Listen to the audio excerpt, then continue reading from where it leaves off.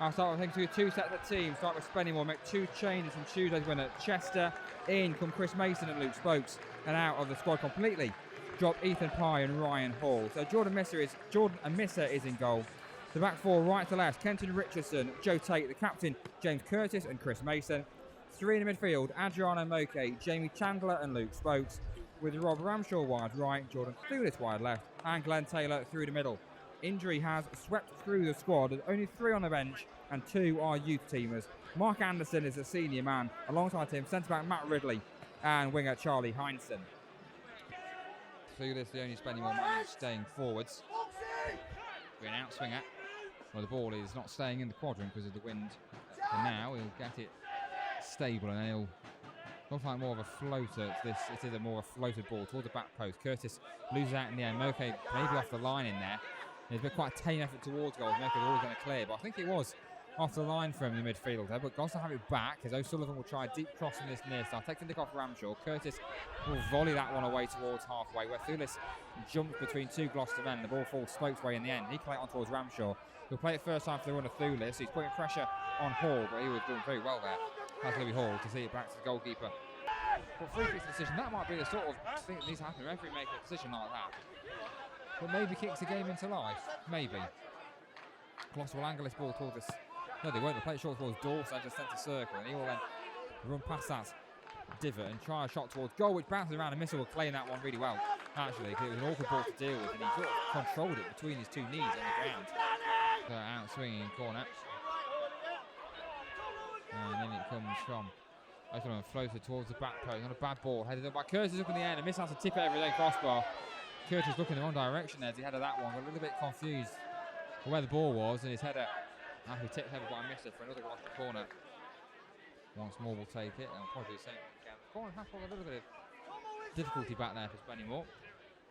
Excuse me, O'Sullivan will try again, and this one is again floated towards the back post. Not a bad ball. Mason gets underneath that one. Header doesn't go that far away, and King will try and see it around a couple of Spennymoor men. He can't do so initially, but he can find a pass for O'Sullivan. Low cross hits Mason and will deflect behind. No, O'Sullivan will keep it in play and give it back to Dawson. Back out wide right to O'Sullivan, who will try another curling ball towards the middle, which bounces and favours the Gloucester man, and misses come out, not going to get it. Shot towards goal, and Richardson's there to lash it downfield.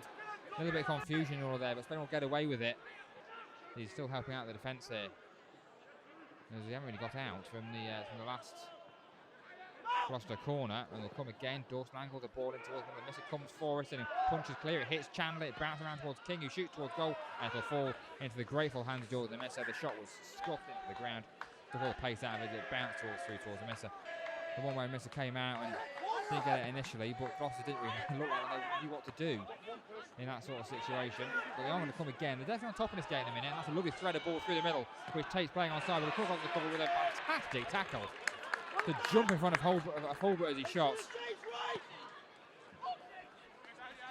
And that's, again, not a new side on top of this game. Good defense from Joe Tate. Jamie Chandler's won a free kick there. After a high foot from Dunham Barkers.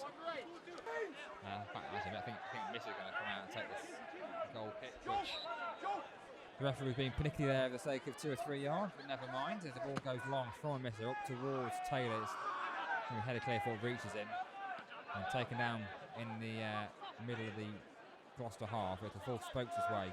Lovely little flick of the studs, and then plays the ball towards Ramshaw, who will get there first on the edge of the penalty area. Turns towards the byline. Can he get across it? Maybe even a shot onto his right foot. Opens up from it, slides it around one. Can he get a shot? And he can! Pushed away by the goalkeeper towards his near side.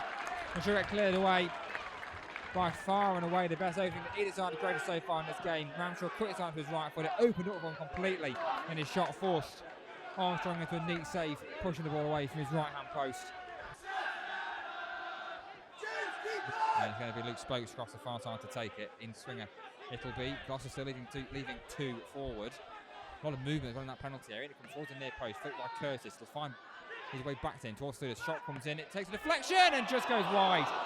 And the deflection, I think, came off of a Spennymoor man, whether it be Richardson or possibly Taylor. You get late kind of spells of Spennymoor games. That's happened a lot over the years. They're very much battles, National League North, week in, week out. You get these battles in there. Early goals do help, early chances do help. This one just hasn't either. I really thought of him ping on the far side to escape Mason. And he gets across and Mason recovered really well to win the ball back. He's on the ground, he's tackled him again. Oh, look at Chris Mason, fantastic play.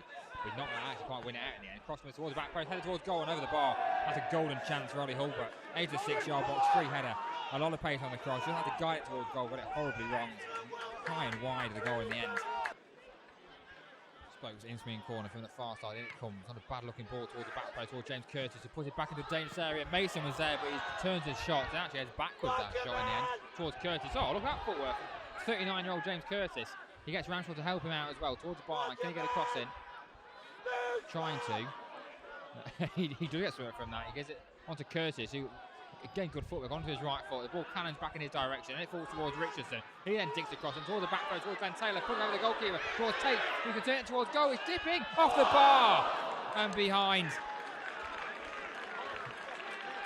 It was a really good effort from centre half Joe Tate. Did everything right there.